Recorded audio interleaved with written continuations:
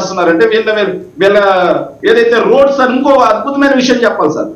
బియ్యం ఎగుమతి అవుతుంటే సార్ రాష్ట్ర ప్రభుత్వ ఆధ్వర్యంలో టోల్ ప్లాజాలు ఏదైతే చెక్ పోస్టులు ఉంటాయి సార్, పోర్టుకి వెళ్ళేటప్పుడు 2 చెక్ పోస్టులు పెడతారు సార్. ఎనీ పోర్టు 2 చోట క్లియరెన్స్ అయ్యే లోపలికి వెళ్ళాలి సార్ పోర్టుకి. మరి రాష్ట్ర ప్రభుత్వ ఆధ్వర్యంలోని అధికారులే ఉంటున్నారు కదా, మరి మీ అధికారులే పందికొక్కుల కమిషన్లు మేసి తినేసి వాటికి క్లియరెన్స్ ఇస్తున్నారా? సో వాళ్ళ మీద మీరు ఈ రోజుకి ఎలాంటి చర్యలు చేపట్టట్లేదు అంటే వాళ్ళ దగ్గర నుంచి కమిషన్ రూపంలో తమరికి ఏమైనా ముడుతున్నాయా ఈ ప్రభుత్వానికి సార్? అది ప్రభుత్వ పెద్ద ఓకే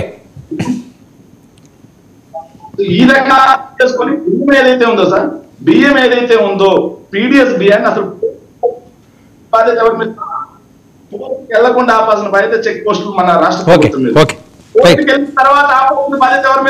ఓకే ఓకే శాఖర్ చర్చిద్దాం ఒక్క నిమిషం. మిగతా వాళ్ళు కూడా మాట్లాడిన తర్వాత మీరు రెస్పాండ్ అదిరి. కానీ రఫీ గారు ఎందుకు అనవసరమైనవి కూడా ఇప్పుడు గతంలో మేము ఉన్నప్పుడు కసబ్బులు వచ్చారా, మేము ఉన్నప్పుడు మాదక ద్రవ్యాలు వచ్చినాయా, లేకపోతే ఇంకొకటి వచ్చినాయా, ఏమీ రాలేదు.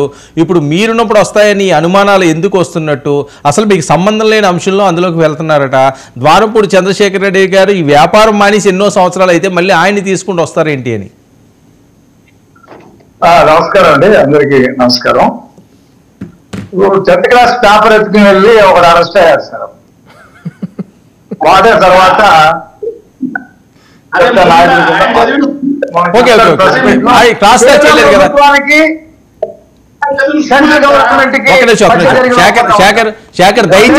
దయచేసి ఎవరికి ఇస్తే వాళ్ళు మాట్లాడండి. క్రాస్ టాక్ చేయడం వల్ల వాయిస్ రావట్లేదు వినండి, దానివల్ల ఉపయోగం లేదు, వాయిస్ రావట్లేదు.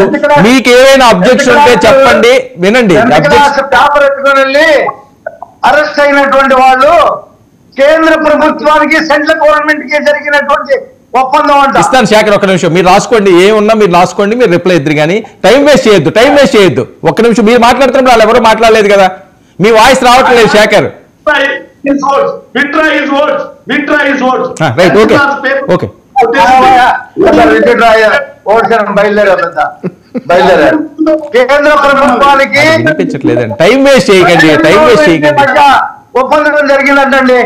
ఈ పెద్ద మనిషి మొన్న ఓ ప్రెస్ మీట్ పెట్టి చెప్తున్నాడు. దేనికంటే కేంద్ర ప్రభుత్వానికి సెంట్రల్ గవర్నమెంట్ కి మధ్య ఒప్పందం జరిగిందంట.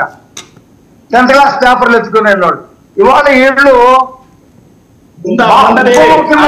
ఎందుకంటే కాంట్రవర్సీ ఎందుకు? రఫీ గారు నార్మల్ గా మాట్లాడండి, ఎందుకు కాంట్రవర్సీ అనవసరంగా టైం వేస్ట్?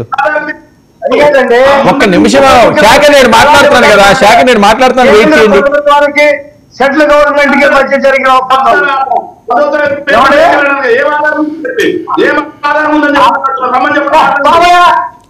మాట్లాడుతున్నా అప్పుడు బయలుదేరా అయితే ఓకే ఓకే శేఖర్ ఒక నిమిషం వెయిట్ చేయండి. శేఖర్ ఒక నిమిషం, కాంట్రవర్సీ నేను చెప్తాను. శేఖర్ వెయిట్ అండి, వెయిట్ నేను చెప్తాను కదా. శేఖర్ రవి గారు ఎందుకు కాంట్రవర్సీ వద్దు, పాయింట్ మీదకి రండి, టైం వేస్ట్. నేను చెప్తున్నాను కదా. ఓకే పవన్ కళ్యాణ్ ఎద్దేవా చేశారు కదా, కేంద్ర ప్రభుత్వానికి సెంట్రల్ గవర్నమెంట్ కి మధ్య జరిగిన ఒప్పందం అంటాడు అతను. ఏంటండి అది నాకు చెప్పండి, నాకు అర్థం కాల. ఓకే కేంద్ర ప్రభుత్వానికి సెంట్రల్ గవర్నమెంట్ కి మధ్య జరిగిన ఒప్పందం ఏంటి? కేంద్ర ప్రభుత్వం అంటే ఏంటి, సెంట్రల్ గవర్నమెంట్ అంటే ఏంటి మాకు అర్థం కాల. ఓకే ఆ రోజున సెలవులు కప్పాలంటే ఈయనకి తీసుకొచ్చి సెలవులు కప్పాలంటే ఈయన చేసిన నిర్వాహకానికి. కాబట్టి మాట్లాడేదానికి ఒక పద్ధతి ఉండాలి. ఇవాళ చేలు కుట్టిన దొంగల్లాగా ఆవేశపడిపోతా ఉన్నారు. రోజుకు ఒక్కొక్కటి వస్తుంది బయటికి, రోజుకు ఒక్కొక్కటి బయటికి వస్తుంటే ఈ 5 సంవత్సరాలు నెక్కినటువంటి కుక్కినటువంటి అంతే కూడా బయటికి వస్తూ ఉంటే ఆవేశం పడిపోతా ఉన్నారు, ఇష్టం వచ్చినట్టు మాట్లాడుతూ ఉన్నారు. 5 సంవత్సరాల క్రితమే ద్వారంపూడి చంద్రశేఖర్ రెడ్డి బియ్యం వ్యాపారం వదిలేశారండి. ఈ పెద్ద మనిషి వచ్చి చెప్తా ఉన్నాడు మాకు. ఈ పెద్ద మనిషి అంటే ఈరోజే చెవులో పూలు పెట్టుకుని ఈయన చెప్తే మేము వినాలా. బియ్యం వ్యాపారం వదిలేశాడంట ఆయన మాట్లాడిన మాటలు చంద్రబాబు నాయుడు గారిని కాకినాడ వీధుల్లో చెప్పకూడదు ఆ మాట. అది తిట్టాడు రోడ్డు మీద. పవన్ కళ్యాణ్ ఇష్టం వచ్చినట్టు తిట్టాడు.